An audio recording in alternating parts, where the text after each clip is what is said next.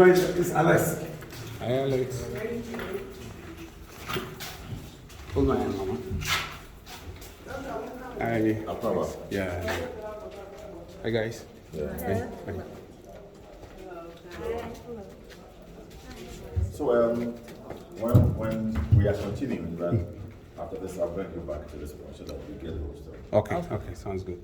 Now, after being held here for 3 months, this is the female slave courtyard. So by the time they were having 400 women at this point. Wow. And when the ships have come, those women, children who had survived the dungeons and expected to go on board the slave ship were made to descend this way before they would get to the door of the 10 on our left-hand side. But these iron bars, we fixed them here just to prevent accident, that no one fall. So as the female were descending, the male came through the other end. So if possible, here is where brothers or sisters, they are likely to see each other before they get over. Now let's go around and we'll see it properly.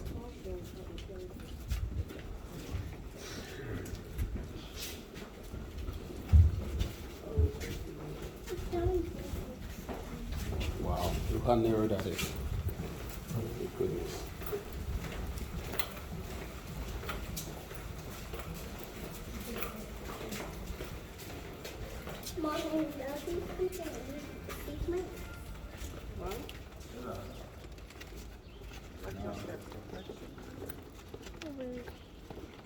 Okay, Matthew.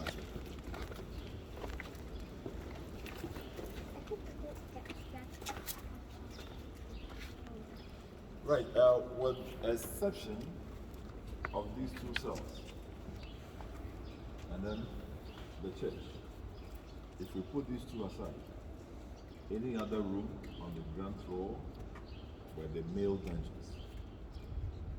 They were holding 600 male, 400 female, making 1,000 at a time. Now let me quickly add that if a child is below 10 years, he or she is not counted.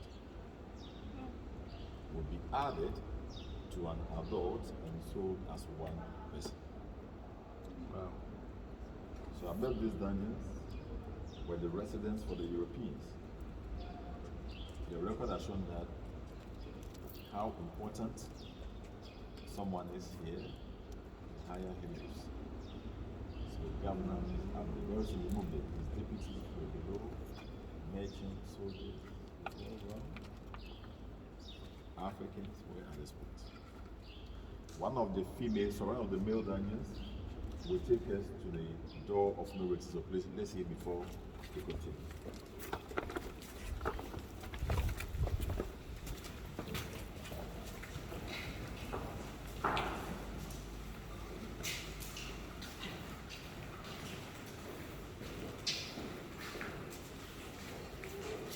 Now here, you watch your head, and then you take a step down, just a step.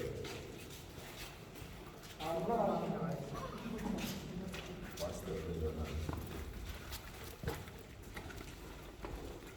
So this is where the female came. Correct.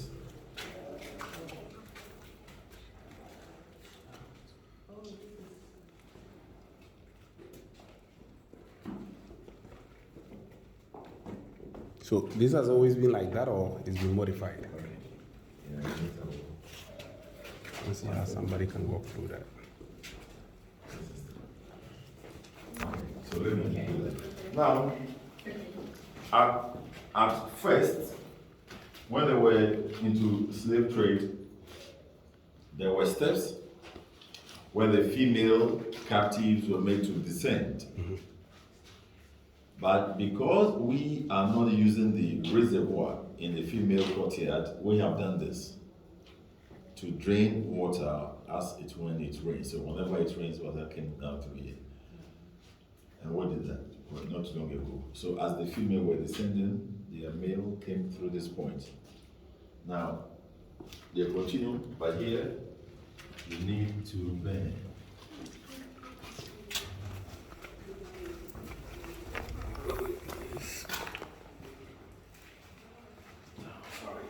It's a shrine. This shop here.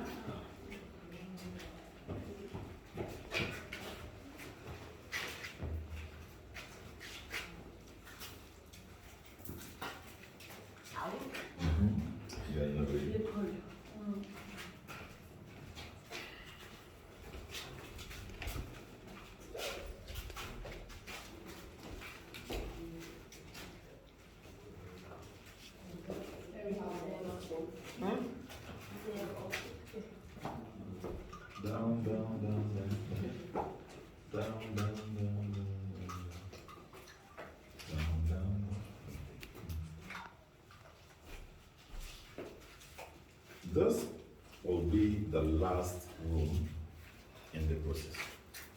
A room every captive intended to go for a journey across the Atlantic will need to pass. And I don't know whether you notice this. From the main courtyard up to this point, the doors keep getting smaller. If you notice that. It was done such a way that one person comes in at a time.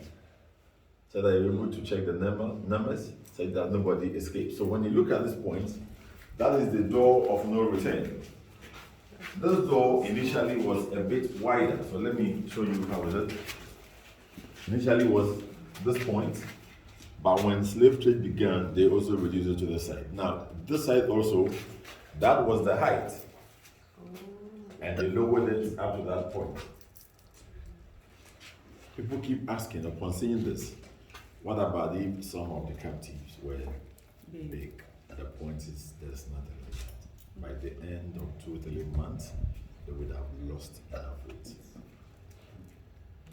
And again, the sea was much closer. Today it has receded, it's still moving backward. So when they walked down here on the steps, they were much further, somewhere in the middle. Boat takes them to the ship for the journey began. Like I said, they were already weak from the dungeons, and that explains why a lot of them died in the process. When we have several records, but one of them is saying that when you take every 3 slaves or 3 captives, 2 died, 1 Wow, genocide. Now, when you walk through the dungeons, you will see a lot of these wreaths being laid here in memory of all those who died here and beyond. The point is that in the African traditional societies, we believe that the departed or the dead are not gone, they are with us. So as we walk through this dungeon, showing homage, paying homage and respect, and to keep their memories. Others will lay wreaths, others will light candles, pour libation in a way to commune with them. So I will give you a minute. Those of you who would like to say a word, whatever you do that, then we'll continue.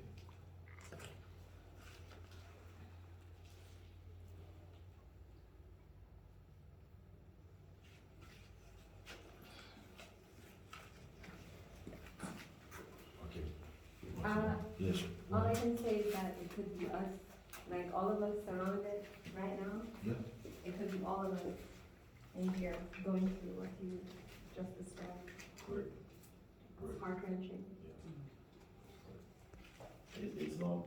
It doesn't deal with your social status or whatever. No, the reason why I say it could be all of us, we're Black people. Correct. And I'm just picturing that this is how they all looked like us. There's no white people in the room right now. So. And not, it's our ancestors. Yeah. So it could be a great grandmother, great grandfather who went through this ordeal. And in a way, we've all been through this because we were in their loins, right? So, yeah. And I'm from Jamaica, and in high school, we learned about European history. No African history. No. Yeah.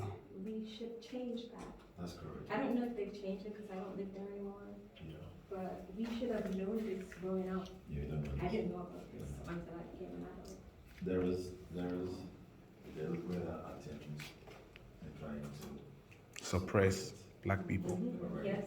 And I keep saying that we need to take interest in our history. Yes. So those who have brought their kids today, kudos. That's correct. Yeah. Let them know. Yeah. Yeah. Yesterday, I had a ceremony for a family of, four different sort of families that had 3 children each, right? And from all ages, and that is the strength. If we're able to go through with that, tell the story to them, at a point the narrative will change. Yeah. Because even though we might have learned it briefly. It wasn't in depth, but for it to like be in our memory, like And when also it is brief, in this case, Mhm. most often the truth is twisted. So, like it was the Africans who were doing everything. Like the first point is this. They will tell you this is transatlantic slave trade. Right? For me, it is, as I would say, misnomer. It's not correct. Because when you say Atlantic, it's the waters of the sea. So Atlantic never did anything. It is not that an active agent in this. It was the Europeans who were taking Africans to the New World. So it should have been European slave trade and not Atlantic slave trade. Do you know how? Now you go to, we have suffered two major enslavements, right? The Arab, right? When Arabs were capturing Africa from Sudan and part of North Africa, they call it Arab slave trade in the European books. Because it was the Arabs who were doing it. But when Europeans were doing it, they are using the word Atlantic. Yeah, so these are some of the facts that we need to let go. Do you know how the Caribbean became? Do you know how the Caribbean became like the connection between the Caribbean and slavery here in Africa? Like how it happened, how they transfer slaves? For European, like they now got into Hispaniola, Haiti, Jamaica, and they had more sugarcane plantations, and they were looking for. They tried the Indians, and they got to know that They're not strong enough. they're not strong enough. They were dying of diseases, so they tried the Africans, and And that worked. Yeah. they say, hey, if that's the case, then let's focus our attention for that. And they were quick enough also to, as it is, to devise every means possible to